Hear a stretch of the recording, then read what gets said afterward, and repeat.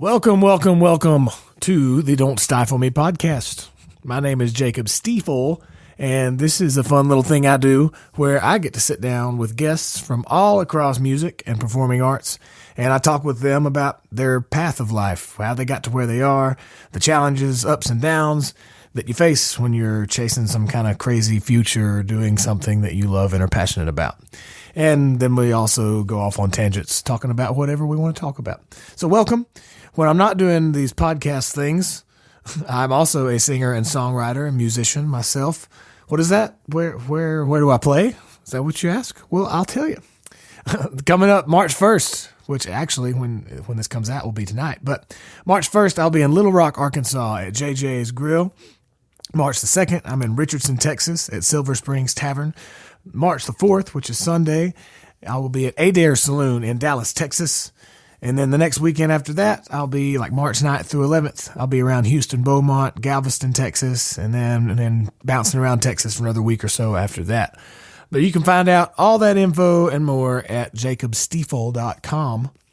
But back to the podcast here. As of right now, I do want to let you know this is a totally listener-funded operation, which is to say that if you enjoy it, then first off, make sure you click subscribe so you can get the new episodes. But also, please go check out patreon.com/DSM podcast for information on how you can get involved and help support this venture.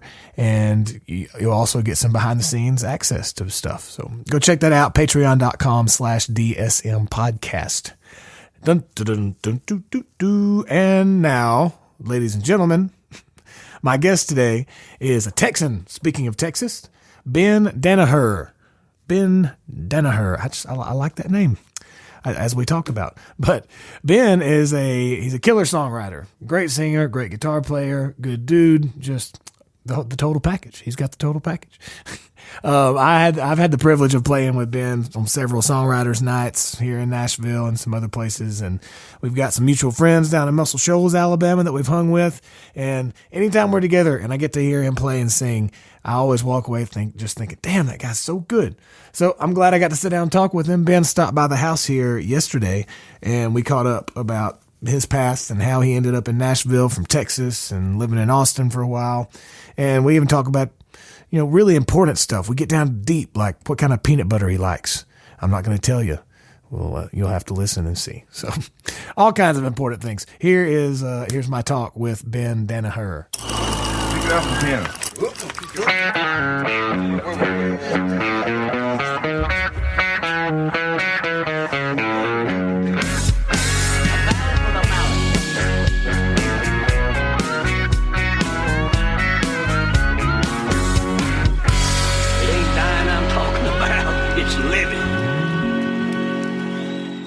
What's up, Ben Danaher? Man, is that the proper pronunciation? You nailed it. Danaher. I love people's names that are pronounced exactly like they look. Yeah, and people trip over it so much. Isn't it's that crazy? Weird. I remember, like when I was playing baseball in high school, the announcers would like mind boggle them every time. Yeah, I was like, dude, this is not a hard name. Easy. I keep when I've been writing it the last few days, I keep thinking that I'm spelling it wrong because it's so simple. Mm-hmm. It seems wrong. Does that make sense? Yeah, no, most good things do. Texas guy, right? Yeah, I grew up outside of Houston. What part? A town called Huffman, Texas. No way. Did we talk about this? Yeah. Last time, like 2 shows we played ago, I'm playing a bar in Huffman. Yeah. Lobello's Pub. That must be new. I think it's relatively new. I think there's a bar there that they've kind of opened about. Probably there's like a back patio area, and the bar like goes through to the back and is open. Okay, so it's a pretty cool place. I played there once before. Cool. Last year, because I think that's what it was. We played a show like last summer together, you and I, or something, and then I said something about where. Oh, we were in Muscle Shoals. Was that it? Yeah. Okay. Was that where we met? No, I think we met at the revival, maybe. But I was trying to think. The other day, I was telling Chance or somebody about you. And I was like, "Yeah, I know him from." Well, shit, I don't know. I don't know where I know him from. I just know him. Well, we're definitely connected through Hallie and the son or the Sun Records. And that was when you did the show from Fame, right? Yeah. Was that when that was? Yeah, the Muscle Shoals Music Row. Yeah. Yeah. Good times. Yeah. I got my Nut House recording studio. I love it. Down there. Good. I talked with Jimmy Nutt, the guy that owns it and runs that. He's a great dude. Yeah, I need to meet him. Yeah, I was actually at a session earlier today, and I walked in, and the guy working there looked over, and I said, "Yeah, I'm here for such and such session." And the guy looked at my shirt and said, "Man, any guy with a Nut House recording shirt is a friend of mine." Oh, good. Yeah. Got some street cred. Yeah, man. So grew up, okay, back to where we were. No. Huffman, Texas. Yeah. That is very close to Crosby. Yep. Which is where my mom's mom No way. was from. That's awesome. Yep. Small world. I think Rodney Crowell's from there. Really? Yeah. I didn't know that. My mom's mom, my grandmother, her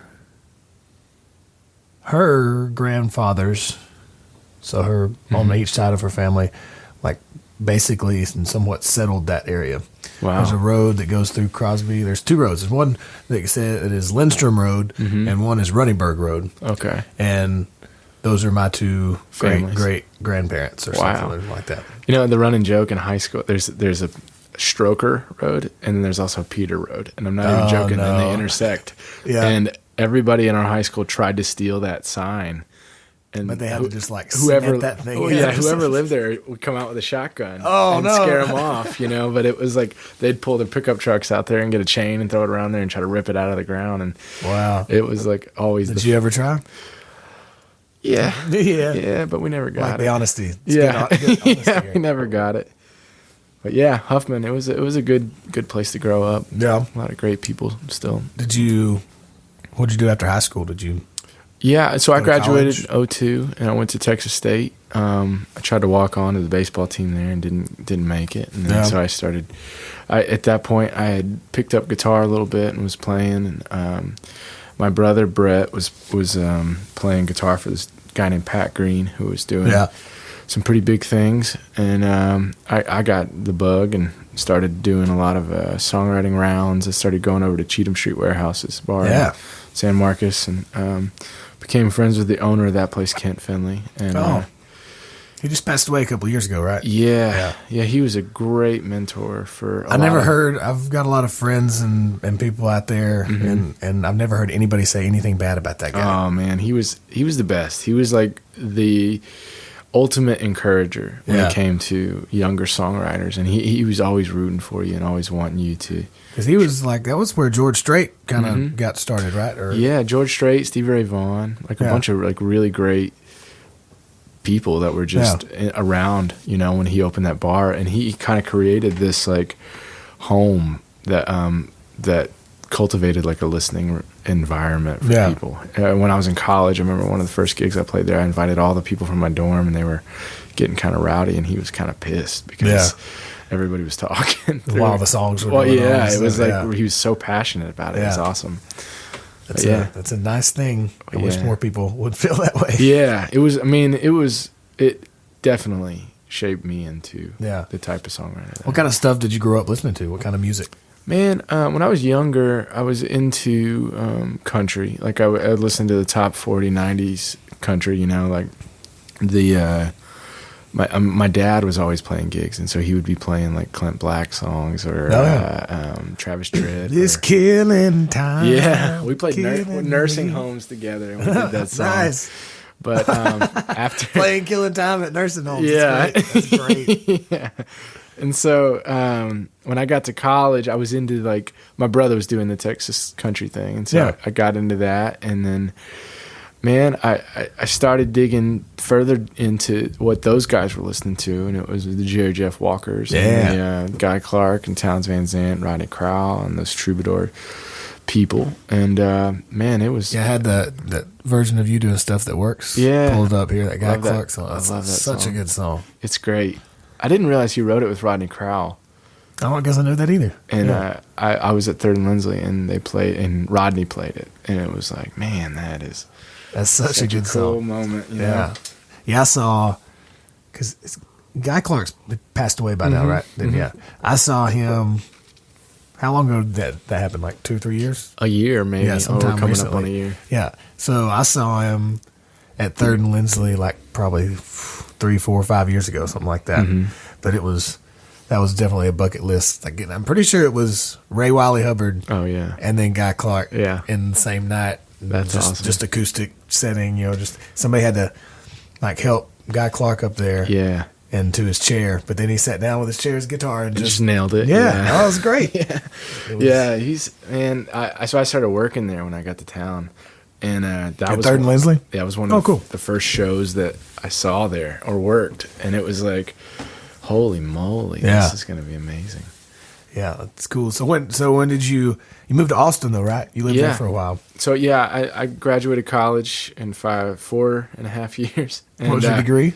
Exercise and sports science. There you go, people. You heard it right there. I was going to coach and teach, and I remember I got to my last semester of or my mentorship, and the way they structured our degree was if you got to the end of your degree, you could do one more semester student teaching and be certified. Yeah. Or you could just graduate if you didn't want to get certified. I remember going up to my mentor teacher, and I was like, I'm literally never going to use this. So I was like, so at that point, I should probably just graduate. Yeah, because I just knew I wasn't going to waste anybody's time trying to teach kids. And so I luckily she talked me into getting the certification, but it's something I feel like I needed to do anyways. But yeah, I graduated, and I put out an EP when I was living in Texas, and 2 of the songs charted on the Texas chart, and it was nice. It was fun, but it wasn't, a little bit of a thrill, but it wasn't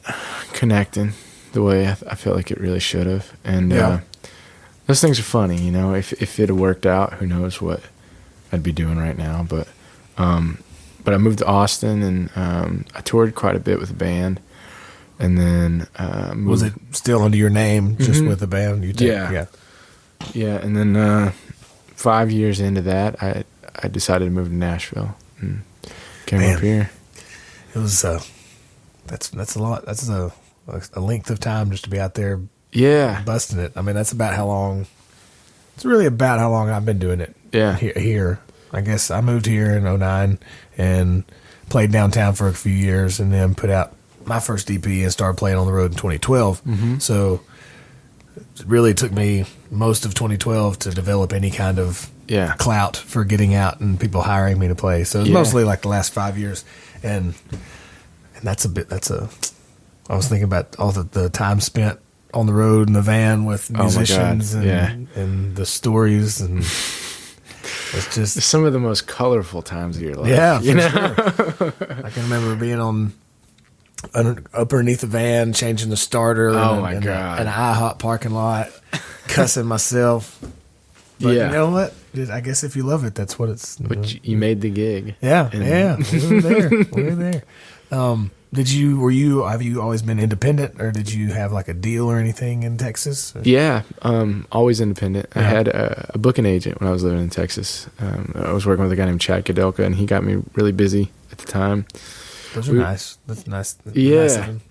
And we had a lot of great shows. It just was, I don't know how many fans we were really building. It was like, at the time I was really green and like learning how to write songs, and probably didn't have any business making records yet. It was, I made that EP with my brother, and it started out as like these drum loops that we just kind of like built demos on, and then I put it out, and that was the final. 2 of the songs charted, and like Brett was like, "Oh wow, I can't believe you did that," and so when I got to Nashville, I started learning how to really write songs. I think, I talked to a songwriter from Huffman named Alan Shamblin, he's written "I Can't Make You Love Me" and "The House That Built Me" and "Life's a Dance" and like a ton of like awesome songs that we grew up listening to, and he kind of broke it down to where it didn't seem like such a sellout kind of thing. Yeah, it's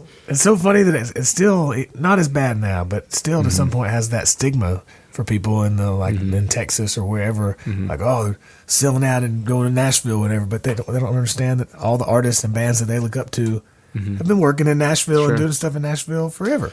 Yeah, the resources here are insane. Yeah. It's like, I think the stigma, I understand it. It's like I watched a lot of those. It started out as such a roots movement that was almost like a rebellion against what was going on in Nashville, because it was like in a time where, and I mean, this stuff still exists, but it's like everything was so paid for. Like the record label could control so much of the music business, and so these guys like Pat Green and Jack Ingram and Roger Creager and Corey Morrow, they were all like developing crazy fan bases in Texas, and so I understand why at any like shakeup of that people would get a little scared. But yeah, I don't know. I mean, I think there's gripes on both sides of the Texas-Nashville thing. Yeah. Well, to me, there's some kind of, and I don't know where the line is or whatever, but there's like a difference between operating and working and doing things in Nashville and becoming a part of the Nashville sound machine type stuff. There's a difference in those. Just because you come here and you have a meeting and you write some songs and you do this and that doesn't mean you're going to change. Sure. Like if you're whatever you are. Some people do. I mean, some people do change, and that's their own thing. But like, it's when I got here, like Chris Stapleton was like still playing at Third and Lindsley. It was like like a couple hundred people, and it was mind blowing to me that somebody with that much talent hadn't been recognized the way they should have been, or whatever, but also from the flip side of that, if you're from Texas and you're hearing somebody like Chris Stapleton, there's so much integrity there that you're like, how can you say that Nashville is nothing but what you would hear on the radio? Just because somebody like Chris hadn't gotten a shot yet, And I'm glad that he did, because it's kind of making sense to a lot of people now. Yeah, you can just hear. I don't know, to me, you just hear the difference between the whatever, like the integrity and the honesty and the passion in some stuff, and then the whatever, the polished computerized things. Yeah, you can just tell when somebody's trying to pander. It's like that one. What was the song at the end of his Traveler album? Sometimes I Cry. Is that, man? Oh yeah. When he gets to the end of it and you hear everybody and you find out it's fucking live, like what? Get out of here! I know. Can't be that good. That's a heartbreaker. You're like, you set your bar, and then somebody like that comes along in your life, and you're like, it destroys every bit of perception that you had. When you moved out here, did you here to Nashville from Austin? Did you know people over here, like from? Yeah. So the way I got up here, I had written a song with a guy named Rob Baird, who was touring around Texas and living in Austin, and he was writing at Carnival Records. Okay. And they recorded the song and put it out as a radio single, and so that immediately developed a relationship with me and the record label. And so I started meeting with Courtney Gregg over there, and she was helping me get co-writes and helping me get connected in things. And so I started flying up every now and then. Cool. And yeah, it just made more sense to be here, like. Yeah. You start having meetings here. You're still playing shows in other places. You can always still play shows in other places. But if you're having, meetings and doing business stuff. Yeah. Honestly, I mean, there's so many venues in Texas that it's you can overdo it, if you're down there too much. Yeah. So it's such a tricky thing with booking shows and playing, because you want to go enough to where they know who you are, but you don't want to go too much to where they're like, I'll go see Ben. Yeah. He'll be here next month. Sure. So it's like, it's always, it's like everything else in life, Ben, Danaher. It's balance. That's what we're all about. I'm going to explain to everybody out there listening what life's all about, because I've got it all together. Yeah. I've got it all figured out. Well, you got a monitor, you got some microphones. I got coffee and water. You got it all. Some people ask me, like, find out I'm in Nashville and in the music business. They're like, oh, you going to make it big? I'm like, shit, I made it big. Yeah. Look at me. That's huge. Like, I think about that a lot. It's the expectation that you set for yourself. I'm mostly joking, people. No, I'm not conceited or anything. No. But no, you're right though. But it's about, you know, if there's always a stage to play on and always a album that you get to make, or I'd say you're winning. You know, at that point, I just released a song on last week on Friday, and it came out, and I thought it got a great response, and then you start wanting more. Yeah. And it's hard because you're like, well, this person got this feature, or this person got this, and like, what am I doing wrong? And then you got to pull the reins on yourself and realize that it's one step at a time. You know, you got to be able to step back and look at what you've accomplished. Sure. Not give up on striving for more. Yeah. But you got to step back every now and then and be like, this is pretty cool. You know? Mm-hmm. And also, it's really hard.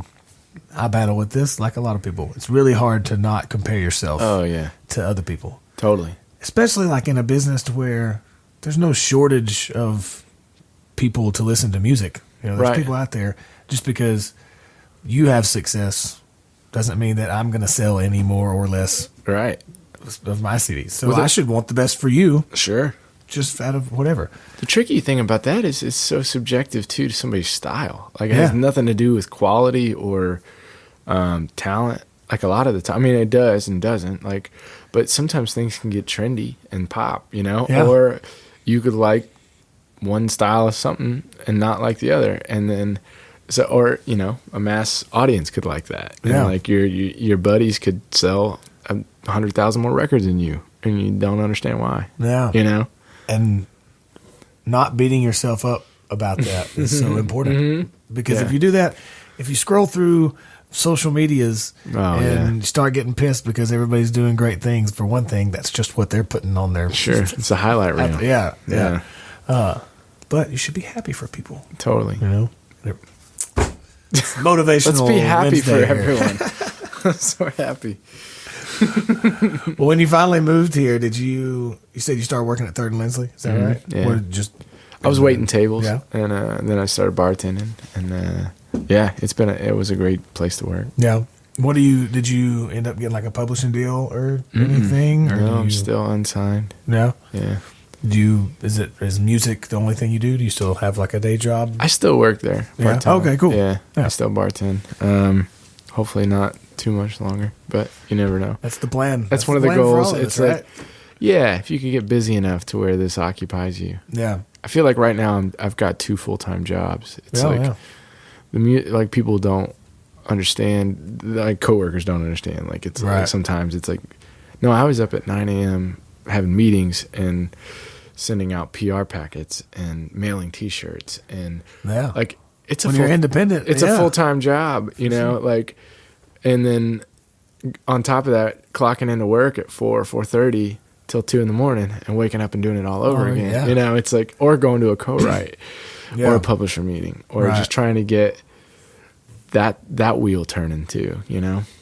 Yeah, for sure. I mean, it's basically you're starting a business. It's like you're a small business owner that's running everything out of his garage right now. Or van. Or van. Absolutely. Absolutely. Yeah. When, damn, I had a good point I was going to make. I was going to say, I know what I was going to ask. Got it. Ding. Light bulb. Do you do mostly acoustic shows, or do you do band stuff still, or what's your normal thing right now? Yeah, mostly acoustic. It's just been an easier touring situation, but it's I feel like it suits a lot of the songs that way. Yeah. And so I've been kind of like targeting listening rooms and that type of show. The record I made has a band on it, and I'm still figuring out how to tour that in an economic way. You know, that isn't going to put me under. When you figure that out, let me know. Yeah. I know what it is. Well, you got to get gig first. People, you got to book the shows, and then you get a lot of people to come to the show and pay money to get in and listen to your songs. Yep. That's how you do it. Yep. It's that easy. Okay, cool. I'll just put that on the to-do list. I saw online that you wrote a song that Bonnie Bishop recorded. Is that right? What song was it? What was the title? That was called Looking for You. I don't know if I've heard that one. She's so good, though. She's amazing. I want to find it. Bonnie brought that title to me. She was working on a record with Dave Cobb. Yeah. And the way that song came about, she had listened to a sermon online, and the preacher said, behind the door of every brothel, or I forget exactly how it was, but behind the door of every brothel is God. And it was like this weird eye-opening thing. Like we imagine somebody going through whatever self-destructive habits or whatever they were doing in their life to get to this one person. Like it's like the person they were meant to be with. It's like they were tripping or making mistakes the whole way to get to this moment where they met this person. And then, of course, Bonnie's voice is like an so angel good. Singing. And so when she started, she had the chorus, and it was like, she's just sang that falsetto chorus, and it was like, oh, I'm going to try to not mess this up. Right. Whatever you do. It was it actually made me nervous because it was already so good when she brought it that it was hard to. She was in here for an episode, and when we played a couple of songs at the end and recorded, and she sang, it was all I could do to like play notes on my guitar without being distracted by her flawless voice. Yeah, totally. It's one of those. Sometimes you hear somebody sing and you think, well, they didn't have to do anything to that in the studio. Just sing into this Radio Shack microphone, and it's going to sound this good, and that's on the album. Yeah. I got a question. Mm-hmm. Do you read books frequently? Mm-hmm. Fiction or nonfiction? Lately I've been on like the self-help highway. Yeah. So it's been a lot of that stuff. Yeah. It's like, but every now and then I'll read some fiction. Yeah. I was just curious because you are a phenomenal songwriter, and I enjoy your songs. Thanks. But it's interesting to me because a lot of like hearing if songwriters read or if they're big readers or not, what kind of stuff they read and what their favorite authors are, and it's just interesting. Yeah, there's a Steve Earle quote. He said, "If you can't read, you can't write," which is interesting. And Alan, that's always been his big preach is reading too. And I think there's something to like reading words that just kind of formulates your language for you. It's like you see it on paper. Helps you visualize or like wording and order and layout of things. Maybe you steal from people's vocabulary. Yeah. And as far as authors go, lately Anne Lamott has been one I've loved. She has a couple books on writing. One called Bird by Bird. Elizabeth Gilbert wrote Big Magic. It's a great book. And then The War of Art was a good one as far as creativity That goes. one sounds familiar. I think I've heard.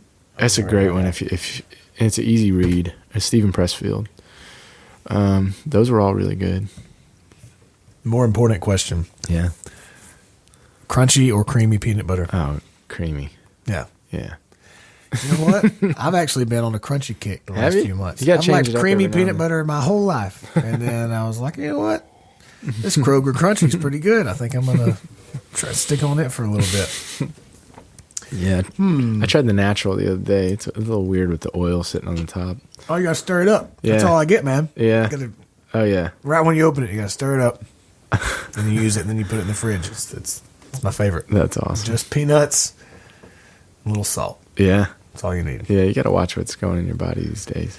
It's tough. That's almost a full-time job. Oh, yeah. Like, yeah. Had people make fun of me for, like, my family because anytime, not anyway, like, I'll look at labels on stuff before I eat it. Sure. But I've had people, like, poke at me like that's weird. I want to know what I'm eating. I kind of don't want cancer. Yeah.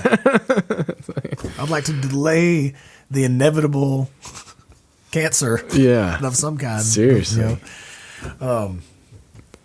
What's your song that's we're only hanging around here for a little while. A little while? Yeah. Damn it, that's a good song. Oh, thank you. We played the Revival here in Nashville at Tin Roof this past Tuesday night. And that was this last Tuesday, wasn't it? Yeah. Yeah. And when I saw you were on the bill, I was like, yes. Yeah. It's gonna be good. What have you recorded that, or is that going to be on the new? That's on the new record. Okay. I wrote it with Marty Dodson. That one was kind of from the vein of a lot of, like I went through a pretty rough couple years. Lost a couple family members, and Marty was going through a similar thing, and had that idea and said it sounded like something that I would be interested in. Yeah. And I loved it, of course. She's an amazing singer and one of the fastest writers I've ever encountered. Have you ever written with Marty? I think she was one of the writers on a song that I cut on my first EP. Oh, cool. But I never met her or anything. I just paid for the rights or whatever. And then, oh man, you guys would hit it off. It's freakishly fast. Like you'll sit down with her and she'll get her laptop out and start writing, and you're like, okay, I got this line, and you're trying to rhyme with like there, and then 15 minutes later, she's like, how about this verse? And you're like, I don't want to change any of that, like it's like perfect. But so the idea on that was that, whatever's happening on earth right now is the temporary situation, and that to keep in mind that we're only here for a little while, and to kind of gut it out and love each other. And so, it was, I ended up loving that song. Yeah. When's the CD coming out? September 7th. September 7th. Mm-hmm. Are you doing like the early release of the single? Yeah. So that's already started. Last Friday we did the first song, which was Jesus Can See You. And that started the pre-order of the record. And then April 6th, we're releasing a song called Hell or High Water that I wrote with Maren Morris. And then, where can the people go to pre-order the CD? It's on iTunes, or you can go to, if you go to bendanaher.com, there's a link on there you can click that sends you to, it'll send you to all the links that you could possibly hear, stream, or buy the first song, and that will kind of trigger the pre-order. Very nice. Yeah. Are you a social media guy? Do you like? I think I have to be. It's not my favorite. We all, to some degree, yeah. I've been getting overwhelmed by it. It's everything's fun. Yeah. On social media until you have to do it. Yeah. Then it's like when you start releasing a record, I feel like I'm running out of time to post things, and it's like, this is getting weird. I feel like spam. Yeah. It's tough to, like, you want to reach the people who want to be reached and who want to know about things, and maybe reach some new people, but you also don't want to be that guy that's always like, hey, buy my shit. Right. Hey, come to my show. Hey, blah, blah, blah. You have some kind of human life to you. Right. Yeah. It's tough to me because I hate when I have the feeling of, I should think of something witty and post it. Mm-hmm. Like, if I do think of something witty and I think, that's funny, I'll post that. That's cool. Mm-hmm. But I hate having that feeling like, I need to. Yeah. I should probably do this. Right. That's maybe my stubbornness coming out. Yeah. And if you're driving sales, it's like, how do you not look like you're bragging about about a release, or, it's a weird thing in general. Or like begging people to like in desperate. Yeah. Yeah.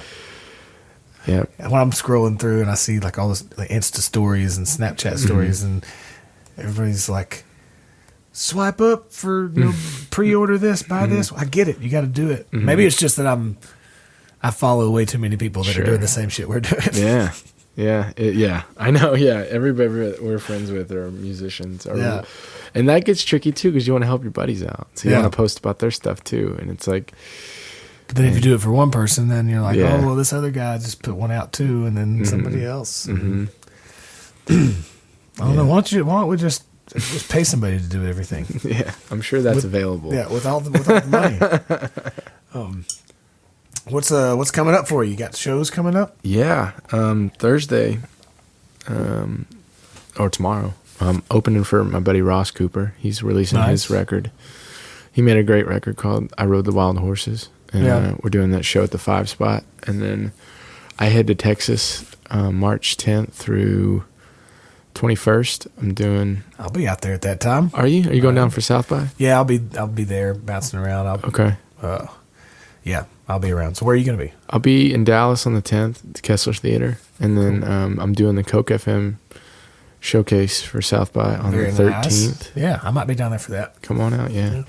And then the 15th at Do-Si-Do in the Woodlands. Oh, I love Do-Si-Do. Yeah. Isn't that a cool room? Yeah. I played there with Adam Hood last year. I love Adam. Yeah. And then the 16th at Smitty K's in College Station, and 21st at Saxon Pub in Austin. Oh, Saxon. Yeah. It's a cool place. And so then, after when I get back, working on a UK tour with Wade Bowen. Very cool. Yeah. Yeah, when will that be? Do you know? In June. In June? Yeah, later part of June. Have you been overseas before? Yeah, I went a couple years ago. I played guitar for a songwriter named Stephanie Lambring. Okay. And it wasn't my gig, so I don't know if it really counts, but I was there. Yeah. It's more than I can say. It was a lot of fun to get to travel. We just did England. We did 18 days in England. And that was, it was so much fun. And she's amazing. And so that was easy. What was her name? Stephanie Lambring. Stephanie Lambring. Yeah, cool. Phenomenal singer-songwriter. Very cool. Yeah. Maybe we can hook up while we're in Texas. Yeah, dude. Stuff. What if you could give yourself advice at 18 years old? What would you tell yourself? It's so funny you asked that, because there was a kid on Instagram who almost asked me the exact same thing when my single came out, and I started laughing because it was like, here I am driving my van to my service industry job, giving this kid advice, and all I could think of was, don't buy a van before you have a band. It looks real creepy. Yeah. But no, I mean, I think it's, you get a lot, you're going to get told no a lot for stupid reasons, and to not take anything personal and just stay in your lane, is the only thing I could think. I don't know, and be as unique as you can possibly be. Yeah. Yeah. Dig that. Yeah. Well, let's see. Anything you want to tell the people? You got any good jokes? None. No, somebody my one dad joke that I go to is, what did one snowman say to the other? It's like, you smell carrots? Nah. I can't do the joke thing. Well, let's get some guitars and play some songs for the people. I'd love to. How about it? All right. Well, thank you for talking, man. Man, thank you for having me. All right, here we go. 1, 2, 3, 4.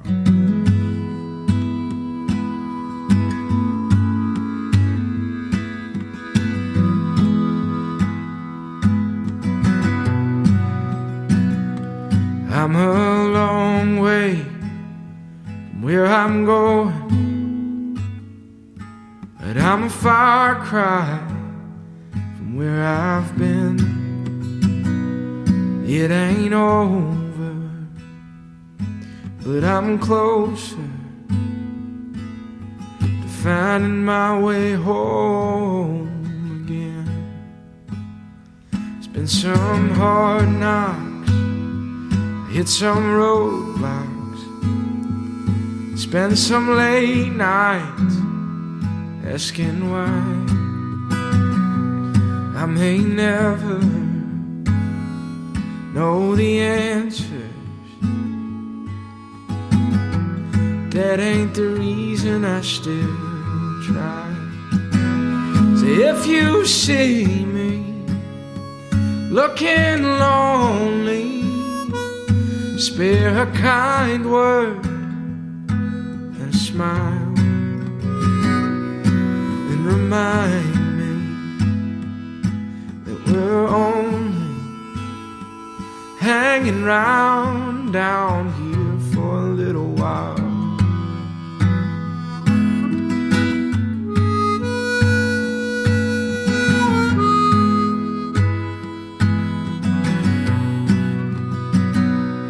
We're all fighting a hard battle. I don't know yours, you don't know mine, but we both know something better down at the end of the line. So if you see me looking lonely, spare a kind word and smile and remind me that we're only hanging round down here for a little while.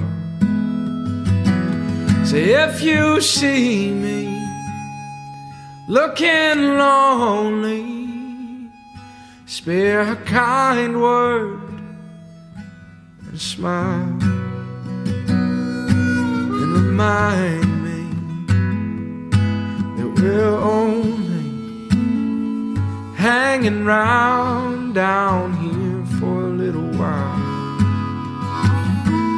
Hanging round down here for a little while.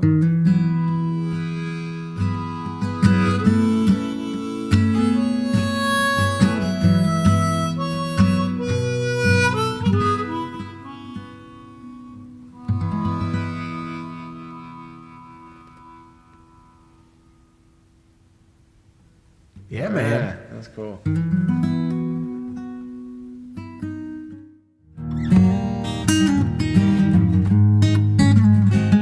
And there was that song that I mentioned I love so much of Ben's called Little While. Man, what a great song. Which, that song will be available on his upcoming album release later this year called Still Feel Lucky. Still Feel Lucky. It's kind of hard to say there. It's not Still Feel, it's Still Feel. Anyway, I digress. Still Feel Lucky, available out September 7th. And his first single off that is Jesus Can See You, which is available right now. You can go get it and pre-order the album. Go follow Ben. Go to his shows. Buy his music. He's great. His songs are great. Do it. Do it up. BenDanaher.com is the website, and I'll have links to that and all the good stuff over on the show notes page at don'tstifleme.com/048. And like I said at the beginning of all this, if you enjoyed this talk, check out the other ones. And if you enjoy them, click subscribe, share with your friends, all that, beautifulness. But also, please go give a look over at patreon.com/DSM podcast. Over there, you can get access to pictures and videos, MP3 downloads, songs and stuff that I record with the guests when they come in, some pictures and videos I snap along the way, and all kinds of other things that are available. And the little bit of money that people pledge for that per month goes to help all the production and uploading costs and everything to keep all this rolling forward. So you can in turn listen to more episodes and I can have more interesting talks with people. And once again, that is patreon.com/DSM podcast. You can follow the podcast on social media at DSM Podcast, and all my social medias are at Jacob Stifle. If you're in Texas for the next few weeks in March of 2018, then I hope I get to see you and give you a big hug. Thank you so much for listening. Thank you for being you. Have a beautiful rest of your day and week, and I hope to see you soon, and I will definitely talk to you soon.